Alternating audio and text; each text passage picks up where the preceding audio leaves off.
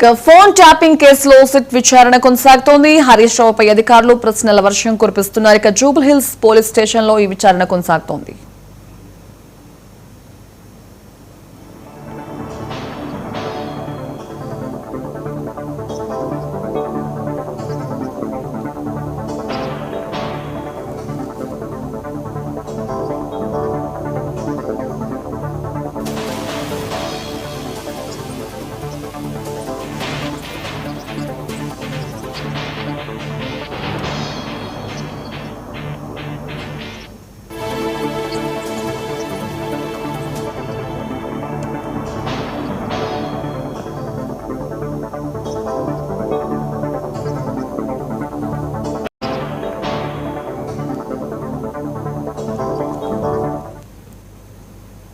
Right, ఇక phone tapping కేసులో SIT విచారణ కొనసాగుతోంది. హరీష్ రావుపై అధికారులు ప్రశ్నల వర్షం కురిపిస్తున్నారు. ఇక జూబిల్ హిల్స్ పోలీస్ స్టేషన్ లో ఈ విచారణ కొనసాగుతోంది. ఇదే అంశానికి సంబంధించి మరిన్ని లైవ్ అప్డేట్స్ మా స్పెషల్ కరెస్పాండెంట్ తేజ అందిస్తారు. Over to you Teja. Sanjana, గత 2.5 గంటలుగా అయితే ఇటు జూబిల్ హిల్స్ పోలీస్ స్టేషన్లో సిట్టు ముందు ఆయన మాజీ మంత్రి, అదేవిధంగా ప్రస్తుత సిద్దిపేట ఎమ్మెల్యేగా ఉన్నటువంటి బీఆర్ఎస్ పార్టీ సీనియర్ నేతగా ఉన్నటువంటి హరీష్ రావు అయితే ఆయన సిట్టు ముందు హాజరయ్యారు.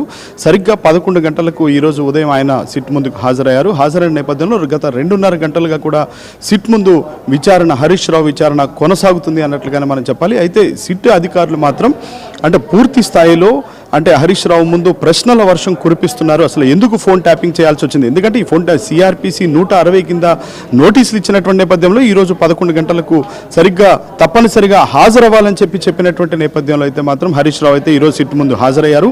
ఈ ఫోన్ ట్యాపింగ్ అనేటువంటిది ఎందుకు చేయాల్సి వచ్చింది, ఏ విధంగా చేశారు, అదే దీనికి ఎలాంటి టూల్స్ను వాడారు, ఎందుకు చేయాల్సి వచ్చింది, దీనివల్ల మీరు గెయిన్ చేసినటువంటి ఇన్ఫర్మేషన్ ఏంటి, ఈ విధంగా ఎందుకు చేయాల్సి వచ్చింది అనేటువంటి ఆ కోణంలో అయితే చాలా వరకు హరీష్ రావు ముందు సిట్ అయితే ప్రశ్నల వర్షం కురిపిస్తున్నట్లుగా కూడా మనకి సమాచారం అవుతుంది. ప్రత్యేకంగా చూస్తే మాత్రం ఒక ప్రముఖ ఛానల్కి సంబంధించినటువంటి ఎండి ఇచ్చినటువంటి స్టేట్మెంట్ ఆధారంగా కూడా ఇప్పటికే 2024 ఫిబ్రవరి మార్చి 10వ తేదీన ఒక కేసును పంజాగుట్టలో నమోదైంది. ఇప్పటికే చక్రధర్ గౌడ్ విషయంలో కూడా ఇటు హరీష్ రావుకి ఊరట లభించినటువంటి అంశం కూడా మనం చూసాం. ఇదే నేపథ్యంలో ఇప్పుడు తాజాగా గత రాత్రే హుటాహుటిన 9 గంటలకే సిట్ నోటీసులు ఇవ్వడం, ఈరోజు ఉదయం 11 గంటలకల్లా హాజరవ్వాలని చెప్పడంతో హరీష్ రావు అయితే ఆయన ఈరోజు ఉదయం కొంత ప్రెస్ మీట్లో కూడా మాట్లాడారు. ఆయన ఇంటి పుప్పాలగూడ నుంచి ఆయన నివాసం దగ్గర నుంచి బయలుదేరి ఆయన భారీ ర్యాలీతో తెలంగాణ భవన్కు చేరుకున్నారు. అనంతరం అక్కడ ఇప్పుడున్నటువంటి బీఆర్ఎస్ పార్టీకి సంబంధించినటువంటి తాజా ఎమ్మెల్యేలు, అదేవిధంగా మాజీ ఎమ్మెల్యేలు, మాజీ మంత్రులతో కలిసి ఆయన భారీ కాన్వాయ్తో ఆయన తెలంగాణ భవన్కు చేరుకున్నారు. తెలంగాణ భవన్ నుంచి ఆయన జూబిలీ హిల్స్ పోలీస్ స్టేషన్కి అయితే చేరుకున్నారు. మొత్తంగా ఆయన విచారణ అయితే కొనసాగుతుంది. అయితే ఈ విచారణ, హరీష్ రావు విచారణ అయితే మాత్రం సాయంత్రం వరకు కొనసాగేటువంటి అవకాశం కూడా కనిపిస్తుంది అన్నట్లుగానే చెప్పాలి. హరీష్ రావు ముందైతే మాత్రం చాలా ప్రశ్నలు అయితే సిట్టు కురిపిస్తున్నప్పటికీ కూడా హరీష్ రావు అయితే తనకు ఏమీ తెలియదు, ఈ ఫోన్ ట్యాపింగ్ వ్యవహారంలో ఉద్దేశపూర్వకంగా నా పైన కేసు నమోదు చేస్తున్నారు, లేకపోతే నన్ను విచారిస్తున్నారు, ఇది హెరాస్ చేస్తున్నారే తప్ప ఏ విధమైనటువంటి ఈ ఫోన్ ట్యాపింగ్తో నాకు సంబంధం లేదు అనేటువంటిది అయితే మాత్రం హరీష్ రావు ఇటు సిట్ అధికారులకు చెప్తున్నట్లుగా కూడా తెలుస్తుంది. మరి ఈ సిట్ ముందు అయితే మాత్రం ఈ విచారణ అయితే సాయంత్రం వరకు కొనసాగేటువంటి అవకాశం కనిపిస్తుంది అన్నట్లుగానే మనం చెప్పాలి. సంజన, ఎస్ తేజ, మనం చూసుకున్నట్టయితే కాసేపటి క్రితమే కేటీఆర్ ప్రెస్ మీట్ పెట్టారు. ఆ ప్రెస్ మీట్ లో కావాలని చెప్పేసి ఫోన్ ట్యాపింగ్ వ్యవహారం అనేది కావాలని చిట్టి విచారణ జరుగుతోంది, ఫోన్ ట్యాపింగ్ వ్యవహారం కాదు, కావాలని కమిషన్లకి కక్కుర్తిపడి తమ పార్టీ నేతలను ఇబ్బంది పెడుతున్నారని చెప్పేసి కూడా కేటీఆర్ ప్రస్తావించిన అంశం కనిపిస్తోంది. సో దీనికి సంబంధించి కామెంట్ ఏంటి?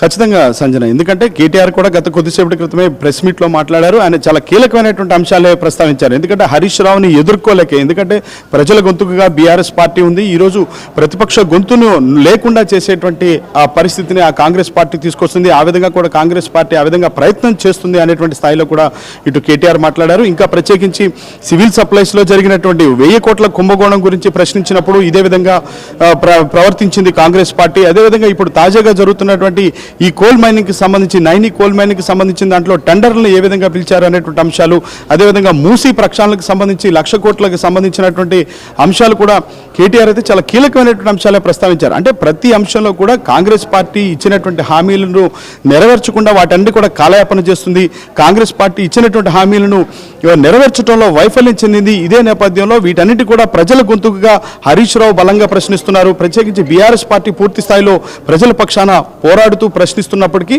మొత్తానికి వీటన్నిటి అడ్డుకట్ట వేయటానికే అంటే కాంగ్రెస్ పార్టీ దగ్గర ఏ విధమైనటువంటి సమాధానం లేకనే ఈ విధమైనటువంటి సిట్ విచారణ పేరుతో బీఆర్ఎస్ పార్టీ నాయకులు వేధిస్తుంది.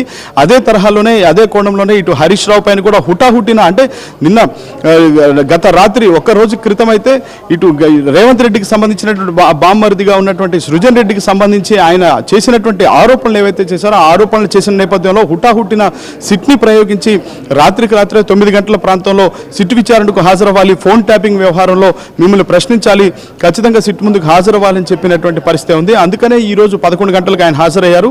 ఏదైనా కానీ ఇటు కేటీఆర్ కానీ ఇటు హరీష్ రావు కానీ వారంతా ఒకటే చెప్తున్నారు, వ్యవస్థలను మేము గౌరవిస్తాం. పూర్తి స్థాయిలో బీఆర్ఎస్ పార్టీ నేతలే కావచ్చు, పార్టీ వర్కింగ్ ప్రెసిడెంట్ కేటీఆర్ కావచ్చు, మెయిన్ టాపిక్ వదిలేసి డైవర్షన్ పాలిటిక్స్ మెయిన్ చేస్తున్నారు. అండ్ నైనీ బ్లాంక్ వాటాల పంచాయతీ నడుస్తోంది.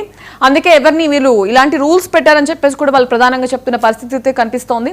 సో ఎవరిని అడిగినా కూడా కావాలని తమకి బురదను అంటించే ప్రయత్నం చేస్తున్నారు, అసలు అదంతా లొట్ట పీస్ కేసు అని చెప్పేసి కూడా ఆయన అంటున్నారు. ఖచ్చితంగా సంజన, ఎందుకంటే అదే విధమైనటువంటి ప్రస్తావన చేస్తున్నారు. ఎందుకంటే కేవలం అంటే ఇప్పుడు మంత్రివర్గంలో కూడా కొన్ని రకాలైనటువంటి పంచాయతీలు జరుగుతున్నాయి, వారిలో వారికి మధ్య కోల్డ్ వార్ అనేటువంటిది మంత్రులకి ముఖ్యమంత్రికి మధ్య నడుస్తుంది. కానీ ఈ విధమైనటువంటి పరిస్థితులు ఉన్నప్పటికీ కూడా వీటన్నిటిని సద్దుమణిగించుకోవడానికి లేదంటే ప్రజల్లో ఈ విధమైనటువంటి చర్చ జరగకుండా ఒక డైవర్షన్ పాలిటిక్స్కి కాంగ్రెస్ పార్టీ తెరదీసింది అనేటువంటి స్థాయిలో కూడా వీరంతా కూడా అంటే ఇటు బీఆర్ఎస్ పార్టీ విమర్శిస్తుంది. కానీ ఇదంతా కూడా కేవలం కుట్రపూరితంగా అటు హరీష్ రావునైనా కానీ లేకపోతే బీఆర్ఎస్ పార్టీ నాయకులైనా గతంలో కేటీఆర్ ఈ ఫార్ములా రేస్ కేసు విషయంలో అయినా కానీ ఇవన్నీ కూడా కాంగ్రెస్ పార్టీ కేవలం సమాధానం చెప్పలేకనే ఒక డైవర్షన్ పాలిటిక్స్కి తెరదీస్తూ ఈ విధంగా కూడా సిట్ని ప్రయోగించి ఈ విధంగా హెరాస్ చేయాలని లేదా బీఆర్ఎస్ పార్టీ నాయకులు బెదిరించాలని చూస్తుంది. కానీ ఇలాంటి తాటేకు చప్పులకు తాము భయపడేది లేదనేటువంటిది అయితే మాత్రం హరీష్ రావు తేల్చి చెప్పినట్లుగానే మనం చెప్పాలి. ప్రస్తుతం హరీష్ రావు విచారణ జూబ్లీ హిల్స్ సిట్టు ముందు అయితే విచారణ కొనసాగుతుంది. సాయంత్రం వరకు కొనసాగేటువంటి అవకాశం కనిపిస్తుంది. కానీ బీఆర్ఎస్ పార్టీకి సంబంధించినటువంటి నేతలంతా కూడా ఈ జూబ్లీ హిల్స్ పోలీస్ స్టేషన్ దగ్గరే మోహరించి భారీగా పోలీసులు కూడా మోహరించున్నారన్నట్లుగానే మనం చెప్పాలి Sanjana. Yes Teja, thank you for the update.